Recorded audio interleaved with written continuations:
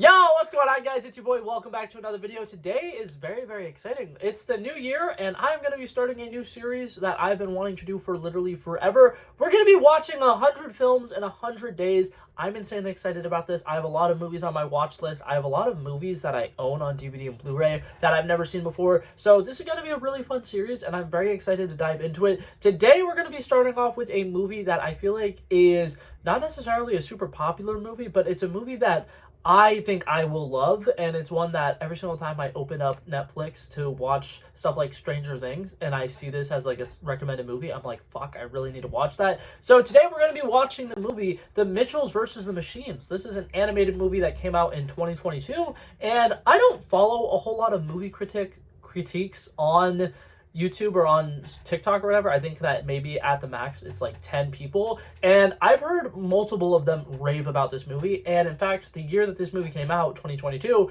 a lot of people were saying that it got snubbed at the Oscars because they really think it deserved a nomination for Best Animated Movie. So I have a lot of high expectations for this film. I think that it's going to be really fun, and I'm going to go ahead and go watch it. And then the process that I'm going to do for this video series, it's going to be very experimental. The first couple of days are really going to feel like odd because I don't know for sure what I'm doing until I like fall into a routine and a schedule and I figure out exactly the flow of these videos.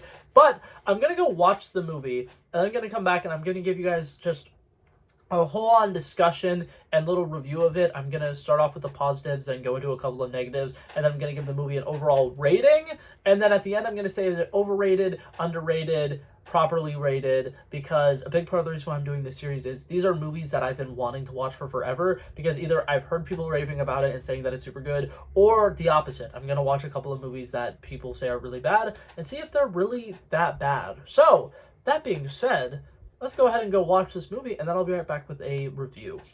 Dun, dun, dun, dun, dun. 100 films in 100 days. Okay, and overall, I did really enjoy that movie. I think that that movie was not necessarily as emotional as I would have liked it to be, but that being said, I definitely can see the appeal of this film. I think that there's definitely a couple of parts of this film that do feel a little bit cliche, like AI being the bad guys, robots being the bad guys, the fact that robots are taking over the world. That's all relatively generic, basic stuff, but I think that this movie does a really good job of just oozing with so much style. And something that in particular that I really like about this movie, I'm a big fan of animation, and I like when animated movies are able to like kind of like switch animation style for during certain moments, and there definitely are a lot of moments where they're able to do that really well. I like the fact that the main character here is somebody who's really into film, and I think that that's probably part of the reason why a lot of the people who have raved about it so much, is probably because they can really connect with that character.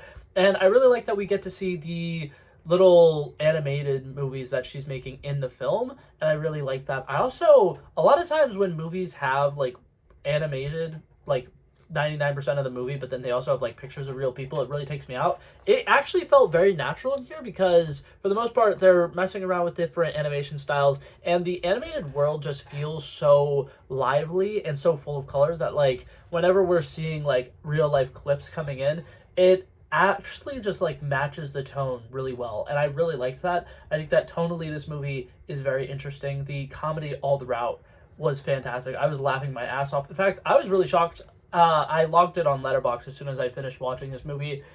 There are two little lovable robots who you follow throughout this film who are absolutely hilarious, and they join the family and they're kind of like malfunctioning and they're great. And the entire time I'm like, damn, Alan Tudyk is doing something interesting with his voice work. I can't even recognize which one of these robots is Alan Tudyk. Neither of them were Alan Tudyk, and that blows my mind. How are you gonna have a lovable robot character in your movie and it not be played by Alan Tudyk? That was great. But that being said, I do really love those characters. I think that that's fun. And something that I do like about this film is the world building. I think they do a really good job of having certain like ground rules established about like, oh, these are things that the robots can't do. Oh, these are things that kind of like set them back. And then us learning with the characters what their weaknesses are so that they can take them out later in the movie, I thought was really, really good. I did really enjoy that. I think that overall the family dynamic in here is very fun. I think that obviously it feels very cartoony and over the top for a lot of it, and it really works for me. I think that that is totally natural, and it kind of slightly resembles movies like The Croods, and growing up I did really like The Croods, so like that was kind of like a nice nostalgic kind of remembering feeling. So I like that. I think that it is definitely a fun movie. And for the most part, I think something that I do really, really enjoy about this movie is that.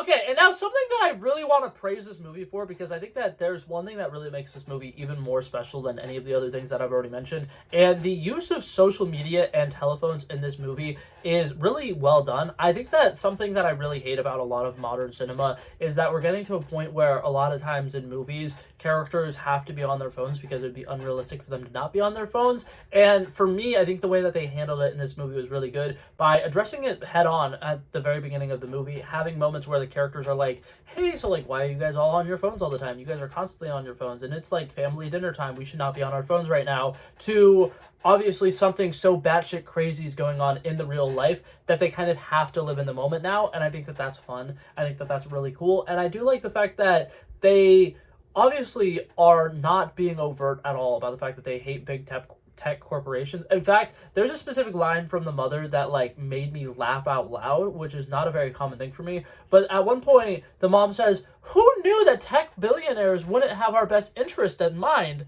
And the way she says it is just so absolutely hilarious, and I cackled. That was great. I love that. But I just loved the way that this movie had people using telephones and stuff like that, and it felt natural. And it didn't feel like they were bonking you over the head about the fact that, like, haha, these are teenagers. They're constantly on their phones. Because at the end of the day, once things kicked into high gear, she wasn't worried about her phone as much, except for every once in a while to record things for her video, which fits in line with the character because she's somebody who's going to film school, she's somebody who loves to record things, and she's somebody who's constantly making memories.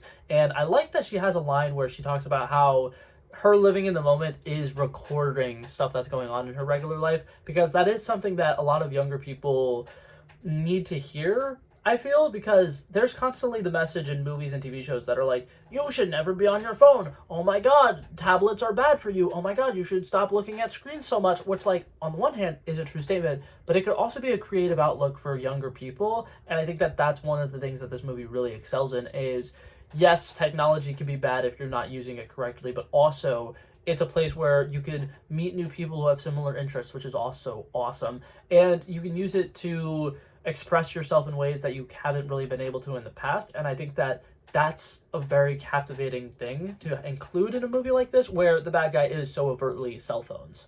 To have one of the storylines be the main character using her cell phone as a way of artistic expression, and how not every cell phone is bad.